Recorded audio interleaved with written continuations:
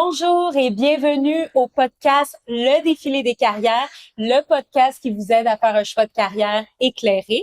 Alors, un merci spécial à Dose Juice qui me permet à chaque fois d'offrir une dose de bien-être à mes invités. Donc, l'épisode d'aujourd'hui s'intitule Le Défilé des kinésiologues. Aujourd'hui, j'ai le plaisir de recevoir Albert Hippolyte, kinésiologue et passionné du développement personnel. C'est bien ça? Exactement. J'adore le développement personnel. Ouais, super. Donc, alors ça va bien aujourd'hui? Très bien, merci. Toi-même? Moi aussi, ça va bien, merci. Donc, on va commencer ça avec une petite définition à ta façon de la kinésiologie. C'est quoi un kinésiologue? Ben, la kinésiologie, en fait, c'est un peu la science de l'activité physique et de l'exercice. Donc, le kinésiologue utilise l'exercice dans le but d'améliorer la santé des gens, la santé globale des gens. Je te dirais qu'on peut utiliser l'exercice pour la préparation sportive, la rééducation fonctionnelle également, et puis dans une optique de mieux-être, aussi simple que ça. Excellent.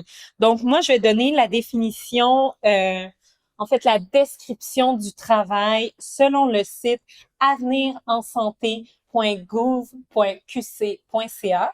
Donc, on dit que le kinésiologue est le professionnel de la santé, expert du mouvement humain, qui utilise l'activité physique et motrice à des fins de prévention, de traitement et de performance.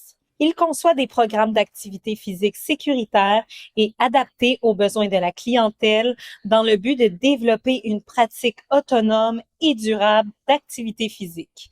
Il effectue la promotion des bienfaits de l'activité physique et de saines habitudes de vie afin d'améliorer la santé.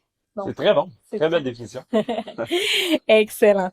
Donc, maintenant, j'aimerais savoir qu'est-ce qui t'a mené à faire la kinésiologie? Bon, moi, j'étais toujours passionné d'activité physique depuis ma jeunesse, principalement de boxe. Donc, quand j'avais 15 ans, la boxe, c'était vraiment quelque chose qui m'intéressait beaucoup. Et même que j'ai pensé à l'époque peut-être m'initier à ce sport-là de façon un peu plus sérieuse. Bon, malheureusement, mes rêves n'ont pas pu se réaliser. Par la suite, j'ai rencontré une orienteur à qui j'ai manifesté mon intérêt pour l'activité physique et le sport. Et puis, elle m'avait donné deux choix. Soit professeur d'éducation physique ou kinésiologue. Étant donné que ça me tentait pas de rester à l'école toute ma vie, après mon parcours scolaire, la kinésiologie faisait beaucoup plus de sens pour moi. Mhm. Selon le site avenirensante.gouv.qc.ca, les programmes d'études en kinésiologie sont offerts dans les universités suivantes. On a l'Université de Concordia, on a l'Université de Montréal, là où tu as étudié, l'Université de Sherbrooke, l'Université du Québec à Chicoutimi, l'Université du Québec à Montréal, l'Université du Québec à Trois-Rivières, l'Université du Québec à Rimouski, l'Université de Laval, l'Université McGill. Donc maintenant, Albert, est-ce que tu pourrais m'expliquer la différence entre être membre d'un ordre Mhm. versus être membre de la Fédération des kinésiologues du Québec? OK. Nous, à titre de kinésiologue, malheureusement, on n'a pas la chance d'avoir un ordre professionnel qui protège notre profession. Un ordre professionnel, ça te permet de régir les normes de la profession et de protéger les gens contre d'éventuels charlatans, etc. Euh, à titre de kinésiologue, on n'a pas cet avantage-là. On a une fédération qui nous protège. Cette fédération-là, elle permet, à juste titre, d'évaluer quelles sont les fonctions du kinésiologue, etc., de protéger aussi la population par rapport aux services qui sont rendus par le kinésiologue. Et la fédération, dans le fond, elle nous couvre avec une assurance qui nous permet d'avoir une assurance responsabilité dans le cas où un client se blesse ou une personne avec laquelle on travaille, il arrive un pépin ou autre, tout OK. simplement. Donc, voici le rôle de la fédération. Également, ça nous permet de donner des reçus d'assurance à nos clients lorsqu'on les rencontre. OK. Puis est-ce que c'est obligatoire pour un kinésiologue d'être membre de la fédération à ce moment-là? C'est pas obligatoire, mais c'est fortement recommandé. OK. Ouais. Parfait. C'est une cotisation annuelle et puis ça nécessite quand même de la formation continue aussi pour être membre de la Fédération des kinésiologues. OK. Parfait. Merci pour l'information. Est-ce que ça a été difficile pour toi, à ta sortie de l'université, de trouver un travail comme kinésiologue? Je te dirais que non, parce que j'ai commencé dans les centres de conditionnement physique. Même durant l'université, je travaillais dans une chaîne d'entraînement assez connue. Et puis, ça fonctionnait bien à ce niveau-là. Ça fait que beaucoup de kinésiologues, tu sais, se convertissent en entraîneurs personnels au début de leur carrière pour justement se familiariser avec le domaine, se familiariser aussi avec les compétences pour aider quelqu'un à réaliser ses objectifs d'entraînement physique ou ses objectifs de mieux-être global. Donc, à titre d'entraîneur privé, justement, on est capable de travailler avec des personnes de manière individuelle, mais aussi avec des groupes, faire du semi-privé, deux, trois personnes en même temps, ou l'instruction de grands groupes. OK, merci. Quelles sont tes principales tâches? Dans mon travail actuel, moi, ce que je fais, je suis consultant mieux-être. Donc, je suis effectivement kinésiologue, mais j'ajoute le titre de consultant mieux-être. Euh, Mes tâches principales au travail, c'est de sensibiliser les gens au mieux-être global. Donc, de sensibiliser les gens à la pratique d'exercice au quotidien, à des méthodes de gestion du stress, à une bonne alimentation, à avoir des bonnes habitudes de vie globalement. Donc, le kinésiologue, oui, on parle beaucoup d'exercice physique, c'est notre outil principal, mais on veut quand même sensibiliser la population aux bonnes habitudes de vie en général. Donc, pour vraiment rester en santé, prévenir tout type de problèmes, comme par exemple le diabète, les problèmes de santé cardiovasculaire, etc. Donc, puis diminuer le risque des gens de contracter certaines problématiques de santé dans le futur. Donc, plus on fait attention à soi, plus on fait attention à nos habitudes de vie en général, mais plus on est capable d'avoir une santé qui est optimale. Alors, mes tâches au quotidien, c'est un peu ça, sensibiliser les gens avec qui je travaille à toutes les techniques de mieux-être qui sont disponibles à leur portée. Je peux faire des conférences sur l'activité physique, je peux faire voir des clients directement un à un pour des évaluations de la condition physique, remise de programme d'entraînement et même des entraînements privés où on fait le programme d'entraînement avec le client. Je peux faire des cours de groupe également. Moi, je suis spécialiste en spinning. Je donne aussi des cours de boxe. Euh, je donne beaucoup de bootcamp. Donc, il y a beaucoup de types de cours de groupe qu'on peut faire. Mhm. Parfait, excellent. Puis, quand tu parles de saines habitudes de vie, c'est quoi que tu entends par ça? Les saines habitudes de vie, en fait, c'est faire de l'activité physique. Moi, je recommande de faire de l'activité physique au quotidien. OK? C'est ma façon de voir les choses. Un minimum de 30 minutes. Ça nécessite pas nécessairement une activité physique qui est intense. Ça peut être une activité physique qui est modérée, qui est légère, comme la marche, par exemple. Donc, d'être actif de manière quotidienne, c'est une habitude de vie qui est à prendre le plus rapidement possible, si on est une personne sédentaire, par exemple, pour vraiment améliorer sa vie au quotidien. Donc, il y a ça. Il y a les habitudes au niveau alimentaire également, comme manger davantage de protéines, manger davantage de légumes, etc. Donc, c'est des conseils qu'on peut donner à titre de kinésiologue. Est-ce que vous faites des plans alimentaires? Faire attention, c'est ce que j'allais mentionner. On n'est pas des nutritionnistes. Donc, euh, moi, personnellement, quand je rencontre des gens qui ont besoin, ils ont des besoins spécifiques en alimentation, je vais leur dire d'aller rencontrer un nutritionniste directement. Et puis moi, ce que je peux faire, c'est prodiguer des conseils généraux par rapport à l'alimentation. OK. Donc, les nutritionnistes sont protégés par un ordre. Alors, idéalement, je ne remettrai pas de plan alimentaire à mon client, mais je vais lui prodiguer des conseils de base en termes de nutrition. OK, parfait. Selon toi, quelles sont les qualités qui sont importantes pour être kinésiologue? Ok, les qualités les plus importantes, c'est le positivisme. Donc, il faut être positif, on veut toujours s'améliorer, on veut toujours se développer. Alors, c'est important de transmettre cette positivité-là aux clients.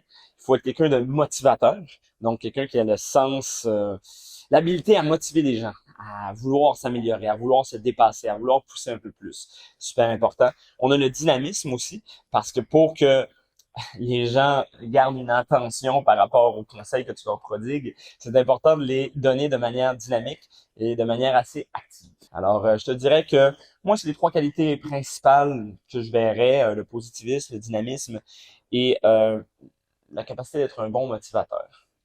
Et aussi un bon vulgarisateur, parce que c'est important de vulgariser les termes d'entraînement qu'on utilise au quotidien avec notre clientèle. Mhm, exactement. Comment se déroule une journée type? Comment se déroule une journée type? Dépendamment de la profession, moi je travaille en milieu corporatif. Je suis responsable d'un centre de mieux-être au niveau de mon travail. Donc, moi, en général, euh, j'arrive dans mon centre, je m'assure que tout est beau euh, au niveau de la sécurité pour les clients, etc. Ensuite, je vais souvent commencer ma journée en donnant un cours de groupe. Donc, ça peut être un cours de spinning, un cours de bootcamp, un cours de boxe. Euh, Donc, ça bouge Dépendamment des toujours besoins. beaucoup? Ça va bouger beaucoup. Ouais, Oui. exact. Donc, des cours de groupe. Par la suite, je vais avoir des consultations individuelles avec les gens qui le désirent au sein de l'entreprise pour laquelle je travaille. Et puis, je vais faire aussi de la préparation justement de conférences, etc. À titre de consultant mieux-être, on offre aussi des pauses étirements à notre clientèle. Donc, je travaille beaucoup avec des employés de bureau qui sont assis sur des longues périodes. Donc, les pauses étirements, c'est un concept qui est le fun. Ben Après, oui, ça devrait être partout, ça. ça devrait être partout. Hmm. Après une période de 2 heures, 3 heures de travail, on se lève, on bouge un peu, on s'étire, on relâche nos muscles, on essaie de vraiment se garder actif pour garder nos articulations saines. OK? Mhm. Parce que souvent, tu sais, quand on travaille à un bureau sur des longues périodes, on va avoir les épaules un peu arrondies, Mhm. on va avoir les psoas qui sont un peu raides. Donc, c'est important de se lever, c'est important de bouger un peu. C'est OK? ça. Que Mhm. ce soit pour une période de 2 minutes, de 5 minutes, de 10 minutes, c'est important d'en faire un tout petit peu fréquemment dans la journée. Donc, des pauses étirements. On va aussi assister les gens en support du bien-être mental. Donc, on peut faciliter certaines périodes de méditation guidée Ah, pour que c'est les gens, intéressant. justement, ralentissent dans leur journée, se refocusent sur le moment présent, se donnent un petit temps de pause au niveau mental. Donc, on va avoir tous ces trucs-là, en plus des conférences que je parlais précédemment, donc tant sur l'activité physique que sur certaines clés de la résilience, donc pour améliorer son bien-être global. Oui, c'est génial. Donc, vous avez les clés pour améliorer le bien-être au travail. Exactement. On aime ça, on aime ça. Avec qui travailles-tu au quotidien? Je vais travailler souvent avec d'autres kinésiologues, bien sûr, avec qui on va collaborer pour mettre en place, si on veut, des activités reliées au mieux-être. Donc, ça, c'est les gens avec qui je vais travailler au quotidien. Euh, Au sein de mon travail, je vais travailler avec les employés de la firme pour laquelle je travaille. Donc, des employés qui font des tâches de bureau, des tâches corporatives classiques. Je vais travailler avec divers types de clientèle, avec différents types de besoins. Ça peut être des clientèles plus symptomatiques, donc qui ont des blessures ou des petits problèmes de santé. Euh, avec lesquels on doit travailler pour créer des programmes d'exercice adéquats. Donc, je vais avoir des clientèles qui sont asymptomatiques également, donc des gens qui veulent tout simplement améliorer leur mieux-être, qui ont des objectifs communs, comme la diminution du pourcentage de gras, l'augmentation de la masse musculaire. Et je vais travailler aussi avec des gens qui sont un peu plus athlétiques, qui ont des buts sportifs, par exemple, qui veulent, par exemple, courir une certaine distance, améliorer leur performance dans un sport spécifique, etc. OK, excellent. Donc là, tu as parlé avec qui tu travaillais, tu as parlé également de ton type de clientèle. Mhm. Donc maintenant, on va passer. Je sais que dans la définition que j'ai donnée au début, on parlait de traitements que vous pouvez donner en fait en kinésiologie. Euh, Qu'est-ce qu'on entend par là, les traitements? Traitement, je dirais que c'est un terme peut-être un peu poussé. À titre de kinésiologue, on va travailler en rééducation fonctionnelle. OK? Rééducation fonctionnelle, c'est quoi? Par exemple, j'ai de la douleur aux épaules quand je fais un mouvement. Je vais donner un mouvement classique, le push-up. J'ai de la douleur aux épaules. Pour quelle raison j'ai de la douleur aux épaules? Bon, j'ai peut-être des problèmes de tendinite, bursite, etc. Ça, à ce moment-là, on va tenter de référer à un physiothérapeute pour s'assurer justement qu'il n'y a pas euh, une problématique plus complexe à résoudre. Mais euh, je peux également donner des exercices qui vont aider mon client à redresser sa posture. Des exercices, bien sûr, qu'il va pouvoir faire sans douleur, donc en étant totalement à l'aise, qui vont lui permettre de travailler de manière à ce que la posture redevienne optimale. Une posture optimale, c'est quoi? Bon, les épaules vers l'arrière, la tête droite. Je me replace. Ouais, exact. C'est important d'y penser là, quand on est Ouais. assis sur des longues périodes. Mhm. Je vais leur donner des exercices d'étirement également pour que rééquilibrer, si on veut, les différents muscles, pour que les articulations se portent mieux, qu'on ait moins d'inflammation au quotidien et tout ça. Donc, est-ce que ce sont des traitements? Euh, je ne dirais pas, mais c'est de la rééducation fonctionnelle et un travail de mobilité articulaire qu'on va faire avec les clients. Donc, on va s'assurer justement qu'ils conservent la mobilité au niveau de leurs articulations pour bien bouger au quotidien et bouger surtout sans douleur. Ça devient très, très, très important quand on dépasse 30 ans. Ouais. Yes. Parfait. Donc, pour les conditions de travail maintenant. Donc, ton horaire de travail, ça ressemble à quoi? Bon, l'horaire de travail de kinésiologue, ça peut être très varié. Ok. J'ai travaillé beaucoup dans l'entraînement personnel. Donc, souvent, c'est des horaires qui ressemblaient le matin, on a des clients très tôt. On a des clients aussi le midi durant l'heure du lunch. Donc, durant l'heure du lunch, en fait, les gens ont souvent du temps pour s'entraîner, ceux qui ont des horaires un peu plus flexibles. Et puis, on va avoir des clients après le travail. Donc, ça va être des longues journées à ce niveau-là. Ouais. Maintenant, étant donné que je travaille comme consultant de mieux-être, que c'est un travail à temps plein, j'ai un horaire un peu plus direct, un horaire de 8 heures de travail, un peu comme n'importe quel travailleur. Euh, Moi, personnellement, j'ai envie de commencer tôt le matin, donc mon travail, c'est souvent de euh, 6 heures le matin à 14 heures, 15 heures, par exemple. Donc, ça va être à peu près ce type d'horaire-là que je vais avoir. Parfois, je vais garder certains clients de soir également pour leur faire des programmes d'entraînement, des trucs comme ça. Donc, pour compléter mon travail régulier. OK, parfait. Les milieux de travail, les kinésiologues, ce serait quoi? Il y en a beaucoup. On peut retrouver des kinésiologues dans les hôpitaux qui vont travailler justement avec une population plus symptomatique, euh, avec des gens qui veulent se rééduquer, avec des gens qui veulent améliorer leur santé suite à des problèmes cardiovasculaires et tout ça. On va avoir des kinésiologues en CHSLD qui vont aider les personnes âgées. On va avoir des kinésiologues dans les gyms, bien sûr, donc dans les Ouais. centres de conditionnement physique beaucoup, pour aider au mieux-être de la population en général. Moi, je travaille, comme je l'ai mentionné, dans le milieu corporatif, donc dans les entreprises, on va avoir des kinésiologues euh, qui vont même parfois venir pour faire juste des pauses d'étirement avec les gens, qui vont donner divers cours de groupe. C'est facile d'organiser un cours de yoga, par exemple, dans une salle d'un bureau ou s'il y a un centre dédié, comme dans mon cas, ça peut être une possibilité. Donc, certains kinésiologues vont avoir cette spécialisation-là en yoga. Euh, Si on n'a pas cette spécialisation-là, on peut quand même donner des exercices d'étirement, bien sûr. Il n'y a pas de problème pour ça. Donc, on a des kinésiologues qui vont travailler aussi à l'extérieur, surtout durant l'été, pour donner des cours de groupe Mhm. dans les parcs, par exemple. Donc ça, c'est quand même vraiment intéressant. Il y en a beaucoup dans mon domaine qui sont travailleurs autonomes également, qui se bâtissent leur propre clientèle. Mhm. Donc ça, c'est très bon. Et on va voir aussi des kinésiologues qui vont être en ligne, donc qui vont prodiguer des conseils euh, en ligne, surtout depuis la pandémie, Ben oui. Mhm. via Zoom, via toutes les plateformes où on peut partager notre savoir via l'Internet. OK, super. J'ai deux petites questions pour toi par rapport à tout ce que tu as dit. Oui, vas-y. Donc, exemple, si quelqu'un veut avoir un kinésiologue à son travail pour bénéficier d'un, d'un bien-être optimal, Mhm. si je peux me permettre, comment on fait? Comment on procède? En fait, euh, parfois le milieu de travail va déjà avoir embauché un kinésiologue qui va travailler directement avec les employés.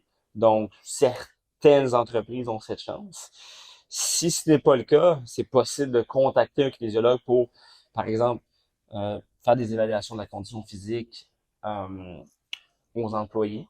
Donc, le kinésiologue, à ce moment-là, pourra recevoir les employés un à un pour procéder à certaines évaluations, pour voir quel est le niveau de conditionnement physique des employés et donner les conseils adéquats pour. Est-ce que vous allez vers les entreprises? Parce qu'il me semble que c'est pas nécessairement répandu, ces pratiques-là. Ça le devient de plus en plus.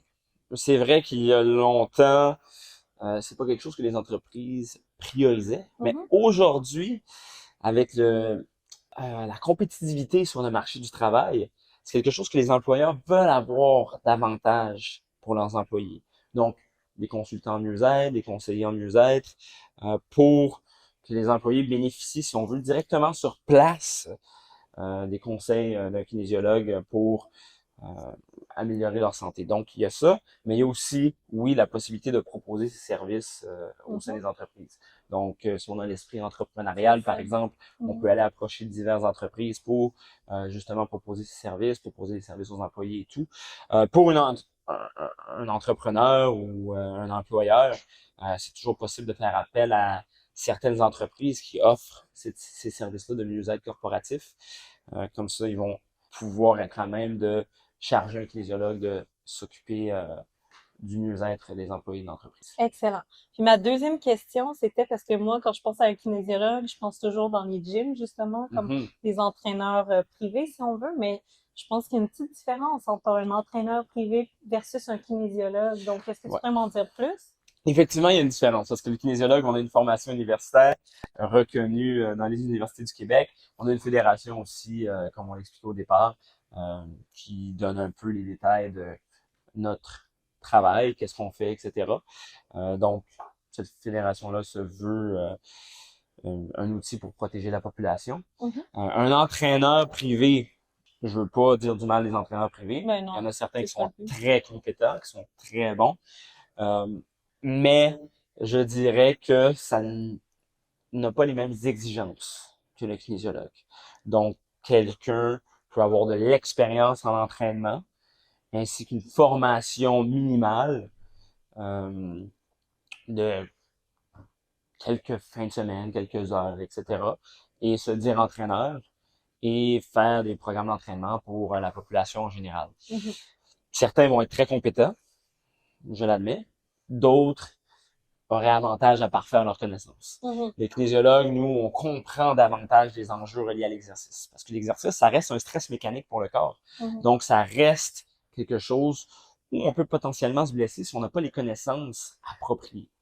Donc, c'est pour ça que moi, je recommande à la population en général de faire appel à un professionnel qualifié pour justement s'assurer d'avoir quelqu'un qui peut... Exactement. Quelqu'un qui peut gérer notre entraînement avec notre niveau de conditionnement physique initial, avec nos problématiques personnelles. Donc, ça devient un peu plus intéressant. Ça devient un entraînement qui est beaucoup plus personnalisé, beaucoup plus intéressant. Donc, certains entraîneurs sont très compétents, j'ai rien à dire, mais la formation de kinésiologue, elle assure une protection supplémentaire. Parfait. Ensuite de ça, on est toujours dans les conditions de travail. Donc, on va parler revenus. Ouais. Donc, est-ce que tu serais prêt à divulguer ton revenu? Mon revenu personnel, Ben, ça fait combien de temps que tu es kinésiologue? ça fait quand même longtemps. Moi, j'ai gradué en 2008 de l'Université de Montréal. OK. Donc, ça fait un petit bout quand même. Je dirais que les revenus peuvent être intéressants, mais il faut quand même avoir un sens de l'entrepreneuriat. Il faut être fonceur, il faut aller chercher des emplois sur les différents sites d'emploi. C'est un peu plus facile aujourd'hui qu'avant. On a Indeed, on a LinkedIn, etc., qui permettent quand même d'avoir une certaine visibilité des emplois qui sont payants. Mais beaucoup de kinésiologues vont démarrer justement dans les centres de conditionnement physique où malheureusement le salaire est encore un peu inadéquat. Puis souvent, on va être payé en fonction de la clientèle qu'on a. Donc, tu es vraiment à la chasse aux clients, si on veut. Ouais. Tu dois te vendre beaucoup. Donc, à ce moment-là, c'est pas totalement évident. Mais il y a beaucoup d'emplois qui sont quand même bien payés et qui valent la peine d'être faits là, pour un kinésiologue. L'avantage aussi dans notre milieu, c'est que c'est possible de compléter un emploi à temps plein ou à temps partiel par sa propre clientèle. Si on peut offrir ses services de kinésiologue un peu partout, via l'Internet, c'est quand même assez facile. Puis les gens vont nous contacter pour justement avoir des programmes d'entraînement, avoir des conseils, etc. Donc, on peut facilement compléter un revenu d'emploi avec du travail autonome. Parfait. Donc, maintenant, selon le site de avenirensante.gouv.qc.ca, le revenu minimum moyen d'un kinésiologue est de 26,22 $ et le revenu maximum moyen est de 43,49 $. Ça ressemble à ça, ça ressemble à ça. Ça peut être, ça peut être supérieur si on a une belle clientèle et qu'on charge ses propres prix, etc. Parce que ça a de la valeur quand même, le service de kinésiologue. C'est un encadrement qui est vraiment fort utile pour une personne, tu sais, qui a besoin de motivation pour s'entraîner, qui a besoin de différentes avenues, parce qu'il y a pas juste les gyms aussi pour s'entraîner. On peut facilement s'entraîner chez soi sans équipement. Mhm. Puis, ce qu'on voit souvent, c'est que les gens ont des douleurs qui sont dues quoi à la posture assise prolongée, par exemple, des douleurs qui sont dues à l'inactivité physique sur des longues périodes. Donc, il y a beaucoup de mouvements qu'on peut faire chez soi sans équipement et puis avoir beaucoup de résultats à ce niveau-là. Donc, ça devient intéressant. Et puis, c'est des services qui sont fort utiles à proposer par le kinésiologue. Puis, à ce moment-là, on peut générer un salaire qui est supérieur à celui que tu as mentionné. C'est sûr que au départ, ça peut être difficile, mais plus on avance, plus on acquiert de l'expérience. À ce moment-là, plus l'expérience se rémunère, bien sûr. Mhm. Puis est-ce que vous pouvez bénéficier aussi d'avantages sociaux? Oui, oui, oui. Surtout dans les emplois à temps plein. Moi, présentement, j'ai la chance justement d'avoir un emploi avec un fonds de pension, avec des assurances, beaucoup de bénéfices. Donc, il y a des très, très bons emplois en kinésiologie. Il faut juste savoir les dénicher, il faut juste savoir les trouver. Excellent. Donc, vous pouvez toujours faire appel à des conseillers en emploi si jamais. Ça, c'est sûr. Donc, quels sont tes outils de travail maintenant? Mes outils de travail. Bon, il peut en avoir plusieurs. Euh, c'est sûr que tout ce qui a trait à l'exercice, c'est les poids et haltères, bien sûr, des élastiques. On va avoir plusieurs types d'outils qu'on peut utiliser, les ballons suisses, les vélos stationnaires, etc. Par exemple, quand on fait des évaluations de la condition physique, on peut utiliser un dynamomètre pour mesurer la force de préhension.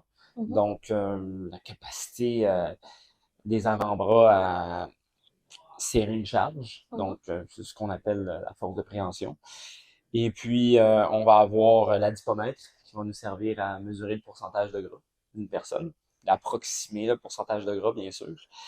On va avoir le flexomètre qui vont nous permettre de mesurer la flexibilité de la chaîne postérieure d'une personne. Donc, c'est beaucoup d'outils qui sont utiles pour évaluer la condition physique d'une personne et lui proposer justement les exercices adéquats qui vont venir euh, améliorer euh, les différents aspects de sa condition physique. Donc, ça, c'est pas mal ça les outils qu'on utilise. Comme je le mentionnais tantôt, il y a la possibilité de s'entraîner sans équipement, c'est certain. Mais c'est sûr que l'équipement va ajouter de la variété aux entraînements qu'on va faire. Mhm. Donc, par exemple, si tu as un ballon suisse, tu vas pouvoir travailler davantage la stabilité. Puis la stabilité, on sait que c'est très important pour la majorité de la population parce que la stabilité permet d'éviter et de diminuer les blessures qui risquent d'être encourues à l'exercice. Donc, euh, les outils d'entraînement vont être intéressants pour ajouter de la variété, bien sûr, mais aussi pour aider à avoir un entraînement plus adéquat global. Excellent. Maintenant, y a-t-il un code vestimentaire, un habillement professionnel à avoir quand on est kinésiologue? Bon, je dirais que c'est important d'avoir une tenue vestimentaire adéquate, mais beaucoup d'entraîneurs, on va s'habiller style gymnase.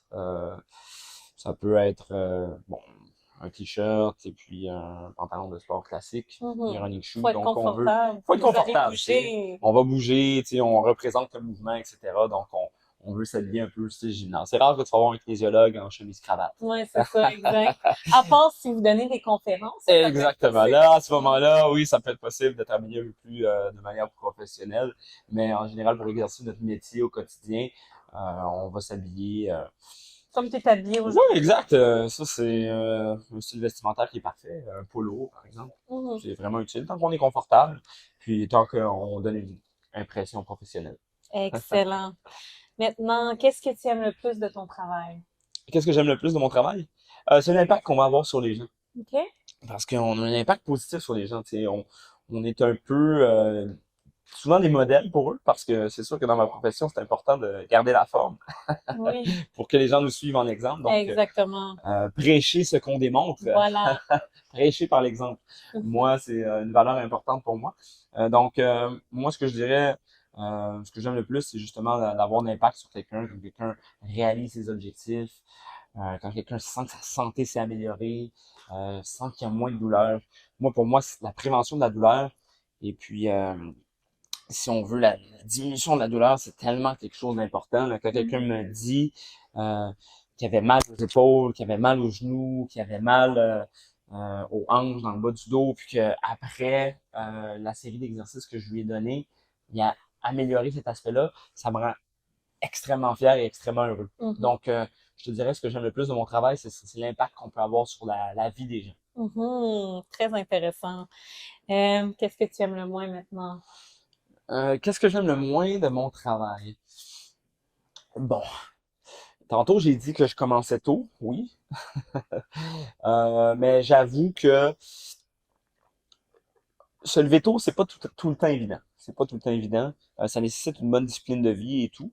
Donc, je vais avouer que c'est un aspect de mon travail que je trouve un peu plus difficile. Mais c'est pas obligatoire pour tous les C'est kinésiologues. pas obligatoire pour tous les kinésiologues. Mhm. Effectivement, c'est pas obligatoire pour tous les kinésiologues, mais il y a une bonne clientèle qui va être le matin. Ouais, hein? Donc, puis moi, je recommande aux gens la plupart du temps de s'entraîner la première chose le matin. C'est facile. Mhm. Avant de se doucher, etc. Ok. On se fait un petit entraînement. Ça peut être léger, ça peut être intense, dépendamment de comment on se sent en se levant. Mais c'est une très belle période pour justement avoir de la clientèle. Donc, ça peut être un aspect qui est plus difficile, mais c'est pas obligatoire, comme tu l'as mentionné. Donc, moi, c'est quelque chose que je m'impose. Et puis, c'est un horaire aussi à mon travail, bien sûr. Mais c'est vrai que c'est un aspect qui peut être un peu plus difficile. Parfait. Maintenant, on va parler des contraintes liées à ton travail. Effectivement, il y a toujours un risque avec l'exercice. On en a parlé tantôt, l'exercice, c'est un stress mécanique sur le corps. Donc, c'est toujours possible de se blesser en s'entraînant. OK? Ça fait que c'est important d'avoir le bon encadrement vis-à-vis des clients, de leur faire comprendre comment exécuter les mouvements comme il faut. Parce qu'un client peut vouloir mettre trop d'efforts et justement se blesser. On aime l'intensité, on aime se dépasser, on veut pousser à fond. Au final, on se blesse, malheureusement, puis on ne sait pas quoi faire. OK? C'est sûr que quand on a une blessure, on va orienter les gens vers les physiothérapeutes, les ostéopathes, chiropraticiens, le médecin même, dépendamment de qu'est-ce qui arrive. Mais ça peut vraiment être une contrainte au niveau du travail. C'est important de connaître son domaine et de bien transmettre l'information au client avec toutes les nuances. C'est ce qui fait du kinésiologue un expert, c'est la compréhension des nuances de l'exercice. OK, de l'exercice. OK? Parce que il faut savoir comment appliquer un exercice, pour quelles raisons on applique un exercice. OK? Il faut savoir aussi contrebalancer un exercice avec la vie quotidienne. OK?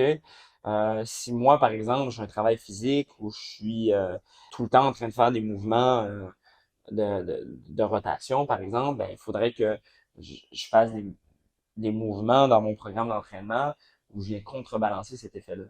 Si j'ai un travail assis également, j'ai souvent les psoas peut-être un peu plus raides, les épaules vers l'avant, on en parlait tantôt, donc mon entraînement veut contrebalancer ça. Donc, j'ai beaucoup travaillé le dos, beaucoup travaillé la posture, j'ai beaucoup travaillé à m'étirer au niveau des psoas, etc. Donc, c'est important de comprendre justement ces nuances-là à l'exercice.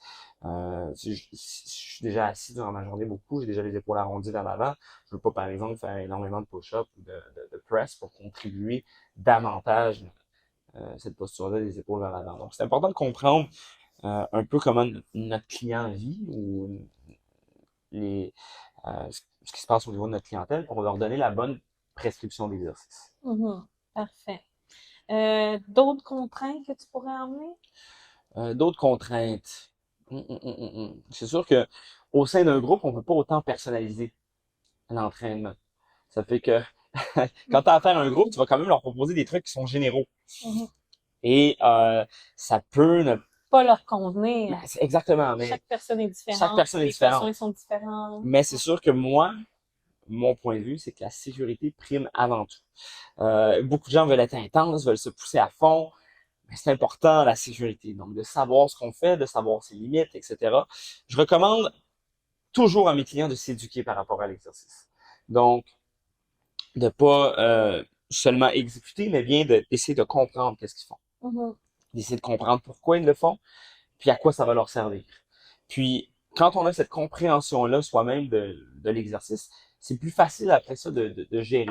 Puis quand on est dans un groupe, justement, où le coach, l'entraîneur, le kinésiologue va proposer une série d'exercices particuliers, ben, on va pouvoir l'adapter un peu plus à notre condition physique. On va pouvoir un peu plus l'adapter à nous-mêmes. Donc, ça peut être une contrainte, effectivement, de faire affaire à un grand groupe et de vouloir des exercices qui conviennent à tout le monde. Parfait, merci. Maintenant, quelles sont les valeurs que tu partages avec ta profession? Bon, les valeurs, c'est sûr qu'on a l'accroissement du mieux-être. OK? Donc, on le sait, la santé mentale, la santé physique, c'est hyper important. C'est ce qu'on a de plus important. On débute l'année 2023. Qu'est-ce qu'on se souhaite à la nouvelle année? La santé! Yes! Donc, moi, la santé, c'est une valeur primordiale. Non, je suis sûr de ne pas être le seul à penser ça. Mais de pouvoir contribuer justement à la santé de la population, à la prévention des maladies cardiovasculaires, à la prévention du diabète, la prévention de l'ostéoporose, parce que l'exercice, on sait, ça a des effets sur tout ça. Là. Ça l'exercice physique, c'est la fontaine de jouvence dans un sens. Ça fait que la santé, c'est une valeur que je préconise et puis qui est associée à mon métier, qui est associée à mon domaine. Mais pas juste ça, aussi l'aspect mental. L'aspect mental parce que, tu sais, on a beaucoup de pression dans la vie, on vit beaucoup de stress. Comment on peut être à même de gérer son stress? Comment on peut être à même de sortir ses émotions négatives parfois? L'exercice, c'est une bonne façon de faire. Ça défoule. Ça défoule, exactement. Puis, la santé mentale, c'est des choses qu'il faut gérer, tu sais. Puis nous, c'est ce qu'on apprend aux gens, tu sais, c'est d'être capable des fois de se concentrer sur soi, de se concentrer sur le moment présent, d'essayer de justement laisser aller un peu la pression, ok, de la chasser. Et puis l'exercice, c'est une façon de faire pour justement chasser la pression au quotidien. Et puis de se laisser aller un peu. Donc, ça contribue fortement à la santé mentale de la population. Ça, c'est super intéressant. Donc, tout ce qui est rapport au développement personnel, donc l'amélioration de soi, comme je l'ai dit au départ, moi, c'est ce qui m'intéresse le plus, la croissance personnelle, sur tous les aspects, sur tous les plans, tant sur le plan physique que mental, que spirituel, que relationnel et tout. Donc, justement, d'avoir, si on veut, cette capacité-là à aider la population à croître, OK? À croître dans tous ces niveaux-là, c'est vraiment une valeur que je partage avec ma profession. Aussi, tout ce qui est la positivité, je l'ai mentionné tantôt, c'est une qualité importante pour le kinésiologue. Donc, moi, je suis toujours un gars qui est orienté mode solution. Donc, peu importe ce qui arrive dans la vie, moi, je crois que il y a des solutions. Donc, il faut toujours être positif, tu sais. C'est sûr que il va nous arriver des choses. Justement, on peut avoir un peu plus de difficulté à bouger, euh, ça peut être plus difficile d'atteindre certains objectifs, on peut avoir tendance à se décourager, mais non, il y a toujours un moyen si on veut s'améliorer. Peut-être qu'on n'atteindra pas à 100% les objectifs qu'on s'est fixés, mais au moins, on peut faire un pas vers l'avant. Donc, la positivité aussi, c'est une valeur qui est importante pour moi et qui est importante dans mon métier, dans ma profession. Génial. Un des plus grands défis auxquels tu as été confronté? Un des plus grands défis. Bon, ce qui me vient à l'esprit rapidement comme ça, c'est sûr, c'est la pandémie. Ouais, non, Donc, la pandémie, il y a beaucoup ça n'a pas été d'adaptations à facile faire. pour beaucoup Ouais. de kinésiologues et même d'entraîneurs. Il a fallu se convertir un peu, tu sais. Ouais. Les kinésiologues, on aime beaucoup le contact avec les gens. On est beaucoup des gens de relation. Donc, on aime ça, être proche des gens, les aider directement à améliorer leurs conditions physiques. Euh, donner aussi des conseils directs là, tu sais, au niveau postural, j'aime ça orienter mon client, tu sais, en l'ayant en face de moi, tu sais, puis en lui donnant euh, les bons cues, si on veut, pour Donc, justement faire les exercices. c'est plus optimal en présentiel? Pour moi, c'est plus optimal en présentiel, mais justement, durant la pandémie, j'ai dû adapter ma pratique à une approche en ligne, virtuelle. Ça a été un grand défi au départ, mais aujourd'hui, ça se veut une avenue très intéressante.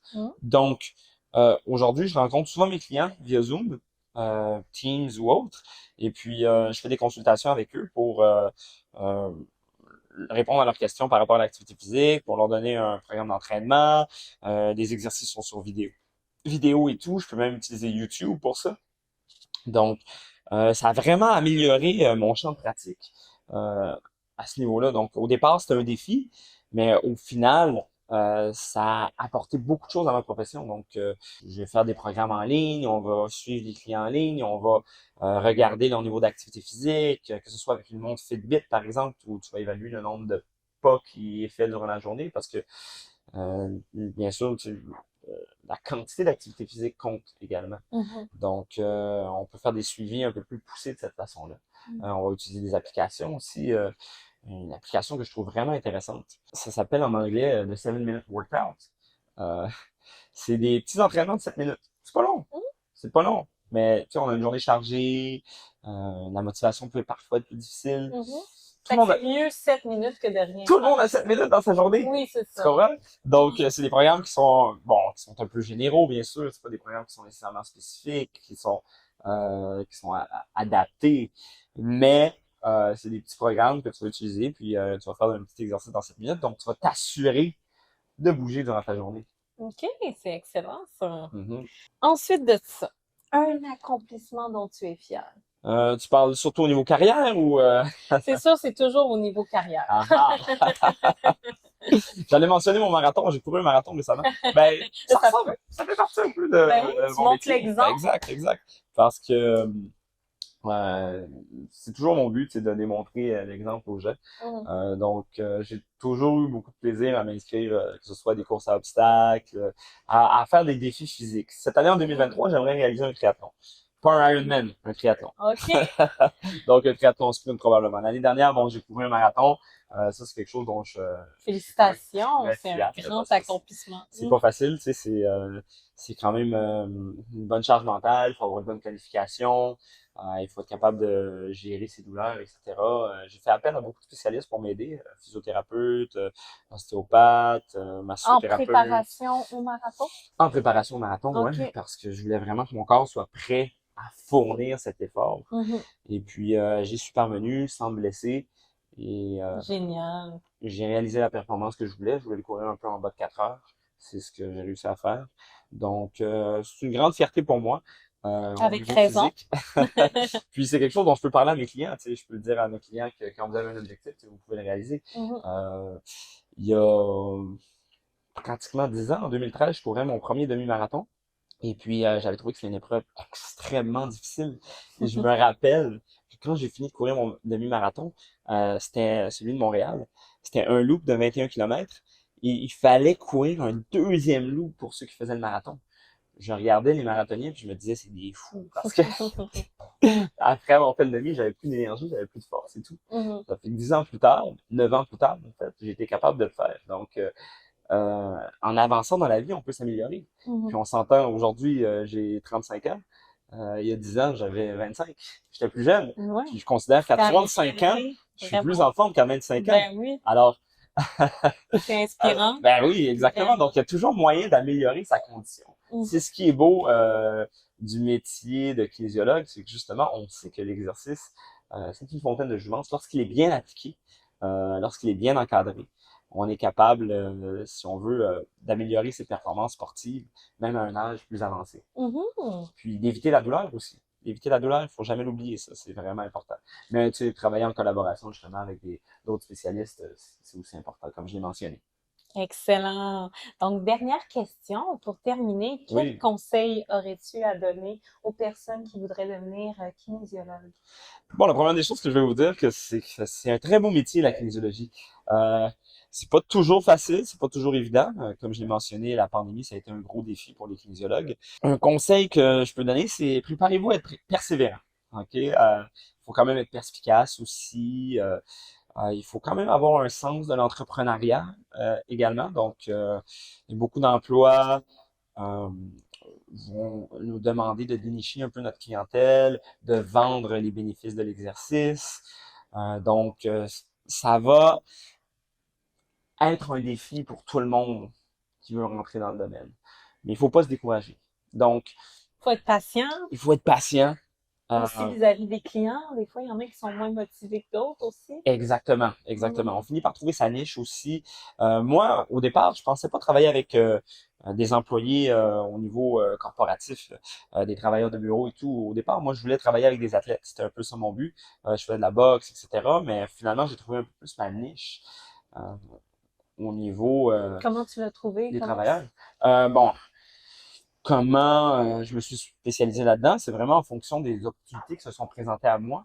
Et puis, je me suis rendu compte que j'étais plus à l'aise avec ce type de clientèle et que c'était vraiment les personnes avec qui j'aimais travailler, puis les personnes avec qui je ressentais que je pouvais avoir le plus d'impact sur leur vie. Mhm. Certaines personnes, oui, vont travailler avec des athlètes de haut niveau, ce que j'aurais voulu faire au départ, mais à force de se développer dans sa carrière, on se rend compte de qui on est réellement, de qu'est-ce qu'on veut faire et sur qui on peut avoir le plus grand impact. Donc, il faut pas se décourager, il faut persévérer, il faut voir différentes avenues, il faut pas hésiter à foncer, il faut pas hésiter à promouvoir l'activité physique et les bonnes habitudes de vie parce que c'est quelque chose qui se gagne à long terme. Ok. Beaucoup de gens veulent du changement à court terme, mais les changements se font toujours à long terme dans la vie. Donc, c'est ce que je dirais aux jeunes qui se lancent dans la kinésiologie, C'est pas découragez-vous une pas. course, c'est un marathon. C'est pas une course marathon, exactement. Donc, très beau métier, faut être patient, euh, faut être fonceur, faut avoir un certain sens de l'entrepreneuriat, faut savoir se vendre également. Euh, il faut aimer bien sûr l'activité physique. Ok, si on aime Ouais. l'activité physique et on est passionné, ça va être beaucoup plus facile à faire comme domaine. Si on est passionné aussi de croissance personnelle, euh, ça va être un domaine sur lequel on va pouvoir rester longtemps. Donc moi j'ai gradué en 2008 de l'Université de Montréal. Ça fait quand même longtemps, on est en 2023. Donc je continue à exercer ce métier-là avec passion Mhm. et je suis très heureux De d'avoir ton choix de de carrière. mon choix de carrière. Exact. Excellent. Yes. Ben, je te remercie beaucoup, Albert, pour cette superbe entrevue. Hey, ça m'a fait plaisir. Fait que on se fait dessus un toast à la santé? Un toast à la santé. Yes. Alors, parfait. Merci beaucoup à toi. Est-ce que tu voudrais promouvoir tes réseaux sociaux? Ah, ben oui, je pourrais. Dans le fond, si vous voulez me suivre sur Instagram, mon Instagram, c'est albert.workouts ou albert.workout. Je fais un peu de promotion de l'activité physique sur mon réseau. Si vous avez des questions aussi là, sur la kinésiologie, est-ce Ça que me tu fait te rends plaisir disponible? d'y Parfait. répondre. Et puis, j'ai mon site web, c'est www.albertworkouts.com. Donc, si vous voulez, si vous avez besoin de mes services ou quoi que ce soit du genre, n'hésitez pas à aller consulter mon site web et à me contacter directement. Ça me fait plaisir de répondre à toutes vos questions et même d'aider les gens dans leur parcours en activité physique. C'est très gentil et généreux de ton temps. Donc, Yes. merci à tous. À bientôt. Bye bye. Merci à vous.